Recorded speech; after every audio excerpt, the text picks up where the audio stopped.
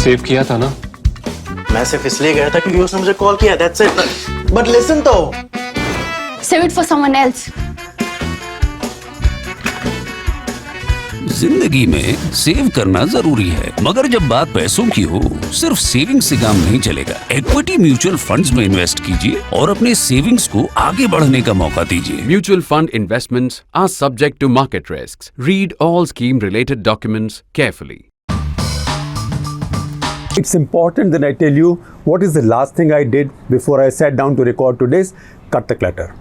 It was to share with you the video version or on-camera version of Lieutenant General H.S. Panag's column. He writes a weekly column for us because that is the best explanation for what is happening on the southern bank of Pangong Tso, and then again on these high features on what is called as Kailash Range, and I'll explain to you why. Going up to Rechinla, where action over the last 2 weeks has been confined. Now, these names, Rechinla, Rezangla, Magar Hill, Gurung Hill, Spangler Gap, Chushul Bowl, these are all imprinted in our memory, particularly on the memory of those of us who were around when the 62 war took place. Because these are areas around which a lot of pitched battles took place. Movies have been made about them. But to make sense of what is happening there and why this excitement over the past 10 days in this area of a frontage of about 30 to 40 kilometers like this. So to understand the significance of this, you need a military teacher. And General Panag is a good military teacher, and I'm quite proud to have drawn my wisdom from him for today. Essentially, also a lot of other reading and experience and background reading that I might have been doing, and the other soldiers or ex-soldiers that I might have been speaking with over the last several days. Now what's happened is, overnight between 29th and 30th August, Indian Army took some proactive or preemptive steps. Now that is something that we have not seen Indian Army do vis-a-vis the Chinese in a long time. So they took preemptive steps. They went up and occupied the ridges, the high ridge line, which in our view belongs to us. It's within our perception of the line of actual control. China also accepts all of it except one feature that is called black top, or sometimes our army calls it kala top also, that they claim is in their area. But as General Panag tells you, and also our own authorities tell us, it is not across the line of control. But the Chinese are very sensitive about that one feature in particular, and I will tell you why. Now understand what exactly has happened.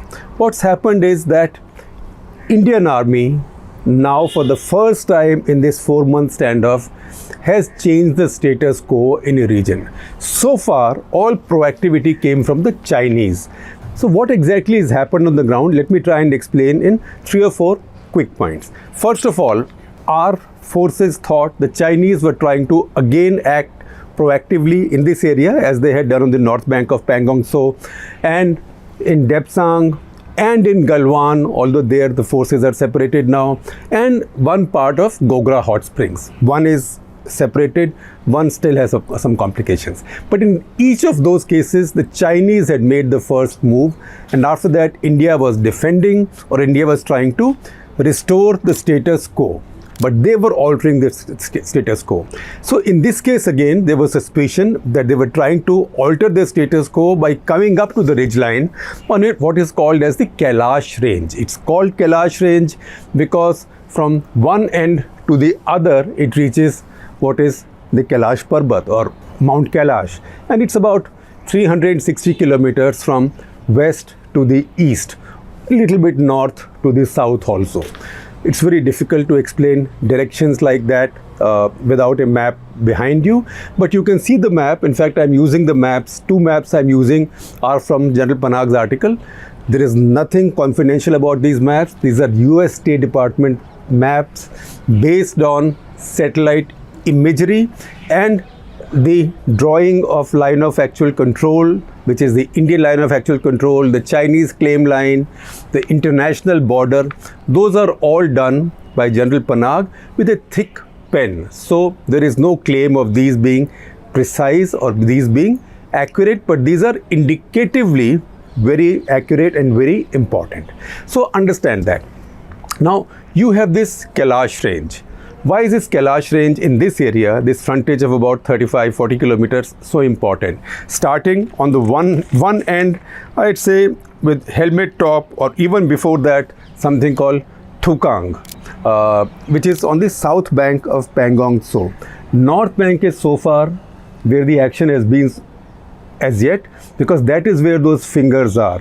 Remember, we keep explaining to you that the fingers are like this, like our knuckles. 1, 2, 3, 4, 5, 6, 7, 8. Chinese claim that they own up to finger 2. India claims that India owns up to finger 8. In the past, both have been patrolling as far as the other would let them go. It's only lately that the Chinese have come up to finger 4, and given half a chance, they would try to push to finger 2 as well. Action now is at the other end of Pangong Tso. So if you see the map on the southern bank of Pangong Tso, you will see that this feature called Helmet Top generally coincides with finger 4. If Chinese have their argument that, look, if we control up to finger 4, this also we control. They control area this side of Pangong Tso bank, but that area is overlooked by higher features. Helmet is one of those higher features that India believes is within Indian line of control, and I think we are quite right on this one. Obviously, I'm on our side, but if I did not believe something, maybe I will walk around it and not say it as emphatically, but most certainly it's on our side. It's just that after 1962, India never went up to occupy the ridge line, because if the line of control, actual control, is defined at the ridge line, if you go and man the ridge line at the top, one, it's very uncomfortable, it's very demanding, weather conditions are very bad, supplies are very challenging, but also it puts you eyeball to eyeball with the other side. So the idea was to create a distance, because to move too close was seen to be as escalatory. Those equations have now changed, because after the way the Chinese have moved in over the past few months, it does look like that now it's grab as grab can, or whoever moves into a territory keeps it. So there India decided not to take any chances, and India got its forces up on the entire ridge line. If you see this ridge line, generally it will go from Helmet Top, then facing finger 4 from the other side, to Black Top, which as you can see is generally facing finger 8 from the other side. Now if that area facing the coast or the beach facing finger 4 to finger 8 is in Chinese control, that's lower. The ridge line overlooking that now is manned fully by Indian troops. You can understand what that means, because Chinese have their communication coming in from behind. Behind Pangong Tso is another lake called Spangler Tso.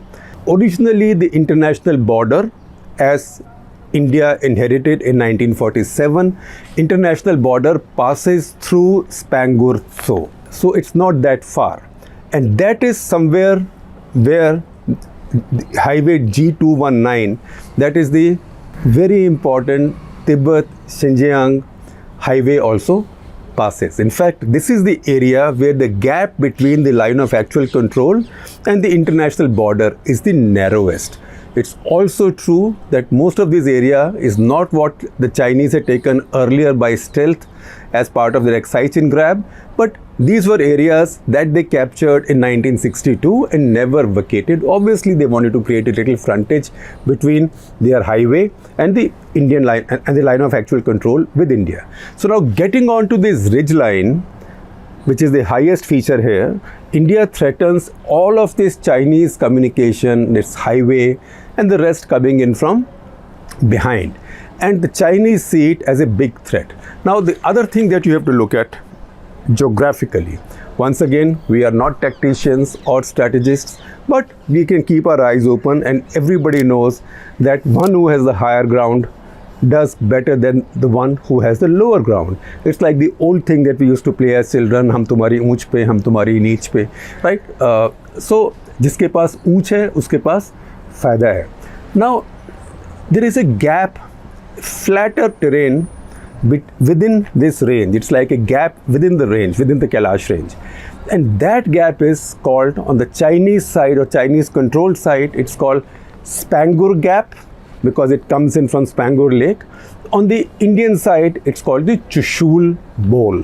Chushul is also where India has an air base. It's been there for a long time. It was there even during the 1962 war. Chushul is very important for India because it is from Chushul that you have a road going straight to Leh, or that is the heartland of Ladakh. So under any circumstances, India will defend Chushul.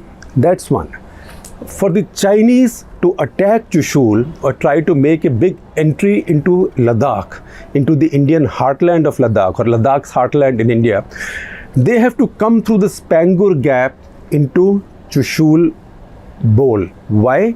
Because Spangler Gap with a frontage of about 4 kilometers by 6 kilometers gives you a flat surface. It is still altitude, it's still almost 15,000 feet, 14,000 feet, but it is flat, reasonably flat. So you can drive tanks, you can drive armored vehicles, you can drive artillery, you can drive rocket launchers, and you can also move in large bodies of forces through it.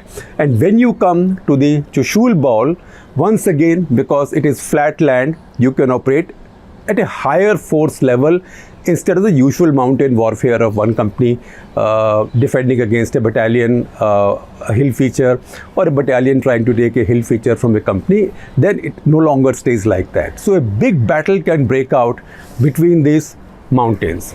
On the other hand, if India were to decide to take the offensive, then the one place where India can induct a large number of forces, including armor, artillery, large bodies of troops, is through Chushul Bowl in India, going into the Spangler Gap. That's why Spangler Gap, Chushul Bowl is this very crucial area, which is vital for both sides' defense, also which is a vital option for both sides should they decide to go on the offensive. Now for the Chinese, just as for India, it makes India very vulnerable if the Chinese move in through Spangler Gap, because then you have a pretty much straight line of communication to Leh. On the Chinese side, this gets perilously close to their Tibet-Xinjiang highway, and also it gets perilously close to what is the international boundary on the Indian map. In fact, from where the Indian troops sit now on the ridgeline, in some places it's not even 10 miles. So you then understand, and between that 10 miles is this dog's breakfast of Spangler So, of Pangong So on this side, mountains behind, ridgelines, higher ridgelines under Indian control, distant ridgelines with Chinese control, a gap in the middle. So two things happen. One, that Spangler Gap through which Chinese would have liked to move in or threaten India with large bodies of forces, that is now hemmed in by all these heights. Magar Hill, Gurung Hill is a bit lower, Helmet Top, Black Top, Rekinla, Rizangla, Indian territory, but now it's all manned by well-armed soldiers with very good resources. So anybody coming into that bowl or that Spangler Gap then faces the wrath of fire and surveillance and everything coming in from all these directions. Second, the troops and the units and the infrastructure that the Chinese have on the south bank of Pangong So, that gets threatened should India choose to threaten it, because that now is in the direct line of sight of this Indian troops sitting on these ridges. So to that extent, the tactical and strategic balance in that area has been restored. So this is where we are. Now, if you ask me, I don't believe that India wants to invade this part of Chinese controlled territory. If you ask me again, who knows what's in the Chinese minds, but they know the price of trying to do something very adventurous in this area. Say someone like General Panag thinks that they will try and do what they had done in 1962. That is, try and take these heights one by one and clear Indian forces out of there. Will the Chinese risk a firefight for that? I will be surprised if they do, but at the same time, you can't rule out anything. It's also true that India has now gone. I know you must have heard the noise of an aircraft. These are the telltale 4 engines of a C-130 which just flew overhead to Palam Airport in Delhi. Nevertheless, the Chinese also know that to try and take anything by force will entail a very large cost. Once war breaks out or fighting breaks out, who knows who wins, who loses, what happens. But as the old Confucian saying goes, when two neighbors decide to go to war, the first thing they must do is each one must build a grave on his own side, because both sides will suffer damage. So are the Chinese willing to take that damage, or will they keep baiting India into a Galvan kind of clash? I don't know. If you ask me what my wish is that the two sides now see that the game the Chinese played is a game that the other side can also play, and both sides are playing it. Once you start this, it can start in other areas also. So maybe it's better now to talk at a higher level. I know that our foreign ministers are talking tomorrow in Moscow, but maybe this should now be escalated at the Xi Jinping, Narendra Modi level, and the two countries should go back to where they were, because nobody is going to gain anything in case this turns into a firefight. Also, big countries go to war with each other or will kill each other's people or exchange fire or get into a warlike situation when they have a big strategic objective. They don't do it to settle score over something that happened 58 years ago, or they don't do it just to get a couple more headlines. What you will see, however, that this situation will remain on the razor's edge, particularly in this part of Ladakh, because this is where we Indians have gone and poked the Chinese dragon in both its eyes. It's not used to that. So let us see how does it react. For now, it is reacting by psychological warfare. So you've seen these mysterious Twitter handles under funny Chinese names, but these are all based in Pakistan. These are all ISI operations. Showing some video of some soldiers, apparently Chinese, pushing Indians into water. At that resolution, you don't even know who's pushing whom and how old these videos are. You also have videos coming in from the Chinese propaganda side, Global Times, etc., saying, oh, Pangong Tso Lake is ours, we have a resort here and we have tourist boats. It's true, because the fact is that 2/3 of Pangong Tso in any case belongs to China. So just as tourists go on the Indian side of Pangong Tso, on the southern bank, which is where you saw Amir Khan and Kareena Kapoor and the rest, on the other side of the same lake, the Chinese own the territory. So in fact, Chinese own 2/3 of the Pangong Tso. So all these videos that are now coming in, Pangong Tso is now China's, come as tourists. It's all nonsense. If anything, India is going into Ladakh, don't need a special permit. Chinese going into Tibet from their side need a special permit. So please don't buy into all that propaganda. This psychological warfare will now go on. This will not directed at the Indian Armed Forces. Indian Armed Forces know how to deal with all of this because they do the real business and they are tough. But this is directed at people like us. This is directed at Indian public opinions. So once again, if I may give you some advice, don't fall into this trap. Whether you like Narendra Modi, don't like Narendra Modi, you like this government, don't like this government, but don't just start sharing this propaganda and psychological warfare for cheap thrills, because this will not benefit anybody. And second, you are not striking a blow for truth. You are actually striking a blow for nonsense and propaganda.